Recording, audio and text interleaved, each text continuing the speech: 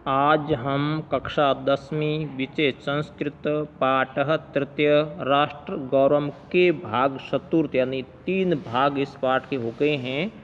अगले वाला जो चौथा भाग है उन भाग का हम अध्ययन करेंगे, जानने का प्रयास करेंगे। पहले हम इस श्लोक का वाचन करेंगे। समान संस्कृति मतां यावती पितृ पुण्य बुहु तावतीम भुवम आवृत्य राष्ट्रम एकम निगद्यते। वाचन करने के बाद में इस श्लोक में आए हुए शब्दार्थों को समझने का, जानने का प्रयास करेंगे। कुछ शब्दार्थ जो पहले पूर्व समय आपने पढ़े हैं। मताम अर्थात मानने वाले, यावती जिनकी, भुवम धरती, तावती अर्थात उतनी, आवृत्य ढककर, निगद्यते कहलाती है, राष्ट्रम राष्ट्र। इसके अलावा जो शब्द हैं समान संस्कृति, ये शब्द पहले आपने कक्षा में पढ़े हुए हैं। या अब शब्दार्थ जान लिए, समझ लिए, याद कर लिए, तो हम शब्दार्थों को याद करके इस श्लोक का अन्वय आराम से लिख पाएंगे।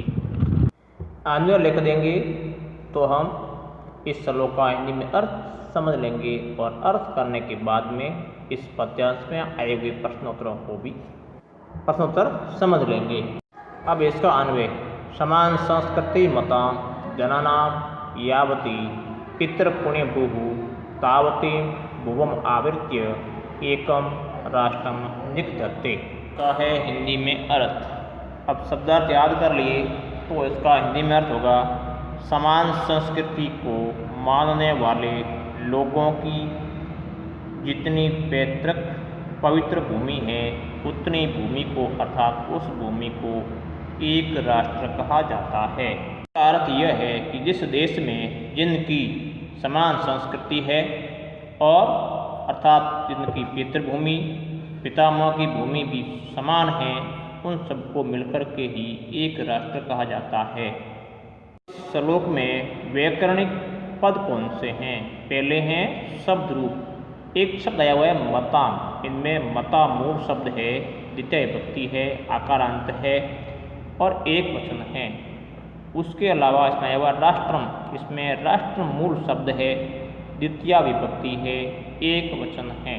अब इसमें प्रकृति प्रत्यय शब्द आया हुआ है आवृत्य। इसमें आ उपसर्ग हैं, वृत्त मूल शब्द हैं और इसमें लिप पड़ते हैं।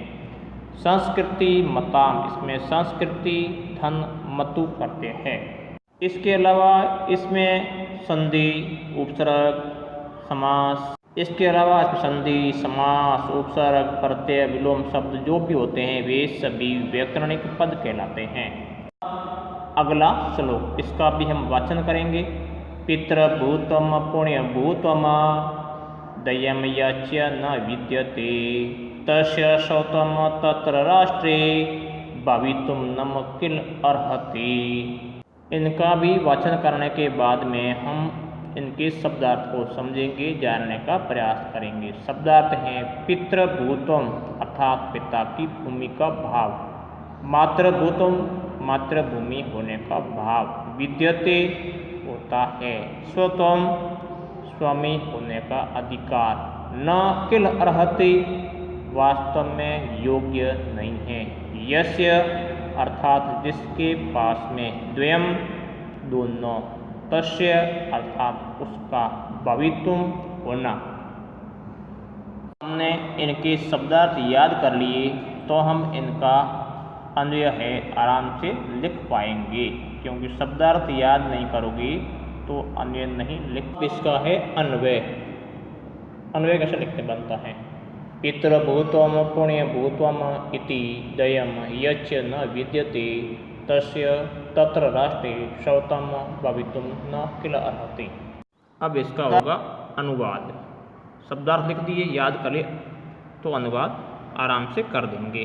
अर्थात जिस व्यक्ति की न पितृभूमि यानी पिता की भूमि का भाव होता है और जिसकी मातृभूमि का भाव नहीं होता है, उसका स्वामित्व होना भी योग्य नहीं है, अर्थात उसका स्वामित्व भी संभव नहीं है। हमने इनका अन्वय हिंदी में अर्थ हो गया तो अब इस पद्यांश में कौन कौन से व्याकरणिक पद आए हुए हैं, बिंदु कौन से, उनको जानने का प्रयास करेंगे। सबसे पहले इस पद्यांश में शब्द रूप कौन से हैं। एक शब्द है यस्य, इनमें मूल शब्द यत है, षष्ठी विभक्ति है और एक वचन है। अब इसमें तस्य, इनमें तत् मूल शब्द है, षष्ठी विभक्ति है और एक वचन है। इसके अलावा इस पद्यांश में धातु रूप कौन से हैं। विद्यते, इसमें विद्य मूल धातु है, लट लकार है, प्रथम पुरुष है, एक वचन है। अगला है अर्हति, इसमें अर्ह मूल धातु है, लट लकार है, प्रथम पुरुष है और एक वचन है। अब इसमें प्रकृति प्रत्यय पितृभूतम, पितृ भू धन तव प्रत्यय है। अब इनके बाद में अगला श्लोक पुण्यभूतम पुण्य भू धन तव प्रत्यय है, अगला है। इसके बाद में है अगला श्लोक, उसका हम पहले इसका वाचन करेंगे। राष्ट्रीय उत्थान पतने राष्ट्रयान अवलंब्य ही भवतः सर्वदा मातृष्ण्यास्तु राष्ट्रीय। वचन करने के बाद में हम इस पद्यांश में आए हुए शब्दार्थों को समझेंगे। उत्थान पतने, उन्नति अवनति, अवलंबे आश्रय लेकर, राष्ट्रयान राष्ट्र में रहने वाले, शिक्षण यहाँ शिक्षित किया जाना चाहिए, भवतः सर्वदा आपका हमेशा, तस्मात् इसलिए। शब्दार्थ लिख लिए, याद कर लिए तो हम इनका अन्वय भी आराम से लिख पाएंगे। अब इसका है अन्वय। राष्ट्रयान अवलंब्य ही राष्ट्र से उत्थान पतने भवतः राष्ट्रीयः तु सर्वदा शिक्षणीया। शब्दार्थ पहले याद कर लिए हैं तो अन्वय लिख लिया और आराम से इनका अन्वय अनुवाद भी कर लेंगे। अब इसका है अनुवाद, क्योंकि अपने शब्दार्थ याद कर लिए, अन्वय हो गया। अन्वय होने के बाद में इसका हिंदी में अर्थ आराम से लिख पाएंगे याद। राष्ट्र निवासियों का सहारा लेकर ही राष्ट्र की उन्नति या अवनति होती है, इसलिए राष्ट्रवादियों को हमेशा शिक्षित किया जाना चाहिए। जितने भी राष्ट्र के लोग हैं उन सभी को शिक्षित करना आवश्यक है। अगर राष्ट्र के लोग शिक्षित होंगे तो राष्ट्र उन्नति करेगा, शिक्षित नहीं होंगे तो राष्ट्र उन्नति नहीं कर पाएगा। इसलिए राष्ट्र के निवासियों को हमेशा शिक्षित किया जाना आवश्यक है। अब इस पद्यांश में कौन कौन से व्याकरणिक बिंदु आए हुए हैं। अब शब्द हैं, सब पहला संधि के कौन कौन से पद है। राष्ट्रीय उत्थान, राष्ट्रस्य उत्थान, इनमें गुण संधि है। भवत सर्वदा, भवतः दंश सर्वदा, इनमें सत्व संधि है। तस्मात् शिक्षण, तस्मात् शिक्षणी या, इनमें स्वर संधि है। उसके बाद में है समास। राष्ट्रस्य उत्थान, इनमें तत्पुरुष समास है। धातु रूप भवतः, इसमें भू धातु है, लट लकार है, प्रथम पुरुष है और द्विवचन है। पद्यांश का हम पहले वाचन करेंगे, उनके बाद शब्दार्थों। विद्या शस्त्रम शास्त्रम च द्वे विद्ये प्रतिपतये, शस्त्रेण रक्षिते राष्ट्रे शास्त्र तरसा परवर्तते। इन पद्यांश के शब्दार्थों के हिंदी में अर्थ क्या है। विद्ये विद्या, प्रतिपते अर्थात ज्ञान प्राप्ति के लिए, रक्षिते राष्ट्रे राष्ट्र के सुरक्षित रहने पर, रक्षिते रक्षा होने पर, परवर्तते प्रवृत्त होता है, शस्त्रेण शस्त्र के द्वारा, चर्चा चर्चा करते विमर्श। इसके अलावा भी कुछ शब्द हैं जो यहाँ पर नहीं दिखाए गए हैं। वे शब्द पूर्व कक्षाओं में आपने पढ़े हैं या आपको याद है, नहीं तो पूर्व कक्षाओं के शब्द हैं, वे पढ़ लेना। अब इसका अन्वय। शस्त्रम च शास्त्रम च इति द्वे विद्ये प्रतिपत्तये, शस्त्रेण राष्ट्रे रक्षते शास्त्रचर्चा प्रवर्तते। अब अन्वय हो जाने के बाद में हम इनका हिंदी में अनुवाद करने का प्रयास करेंगे। हिंदी में अर्थ अनुवाद, अर्थात शस्त्र विद्या और शास्त्र विद्या ज्ञान प्राप्ति के लिए दो विद्या ही उपयुक्त हैं। यह दो विद्या ही होती है, शास्त्र की विद्या और शास्त्र की विद्या। शस्त्र विद्या हथियार के द्वारा सुरक्षित रहने पर शास्त्र चर्चा होना प्रवर्त है, अर्थात सुरक्षित राष्ट्र में ही शास्त्रों का विमर्श करना संभव है। अगर राष्ट्र अपना सुरक्षित नहीं है तो हम शास्त्रों के बारे में विचार नहीं कर सकते हैं या करना असंभव है। अब इनमें ये अनुवाद करने के बाद में इसी पद्यांश में कौन कौन से व्याकरणिक बिंदु या पद आए हुए हैं उनको भी जानने का प्रयास करेंगे। इनमें शब्द रूप है शस्त्रम, इनमें शस्त्र मूल शब्द है, द्वितीया विभक्ति है और एक वचन है।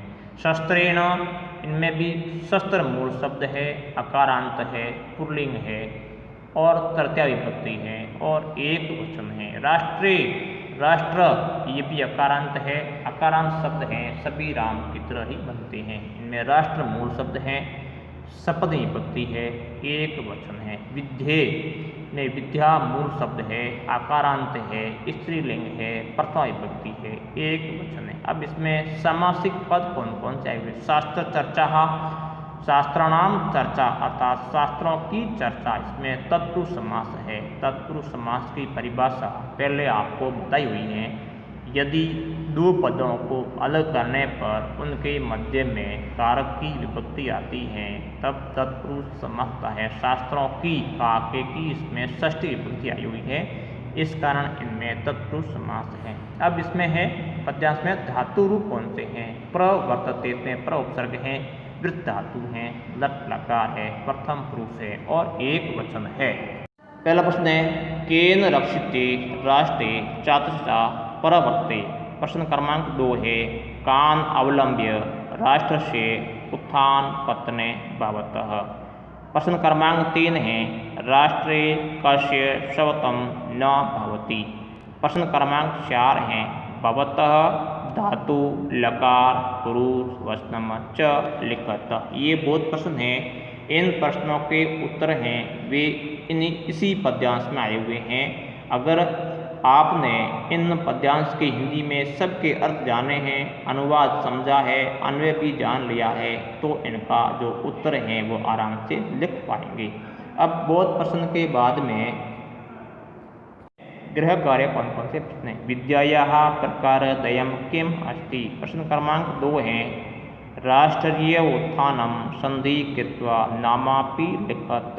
प्रश्न क्रमांक 3 है समान संस्कृति मतां जनानां पितृ पुण्यभूतं किं निगद्यते। प्रश्न क्रमांक 4 है शास्त्राणां चर्चा सामासिक पदम लिखत। ये गृह कार्य के प्रश्न हैं। इन प्रश्नों के उत्तर भी इन्हीं पद्यांश में आए हुए हैं। अच्छी तरह से पढ़ने पर आपको उत्तर मिल जाएंगे। सारे प्रश्न कॉपी में करने हैं, अच्छी तरह से करने हैं और कॉपी बाद में जांच की जाएगी।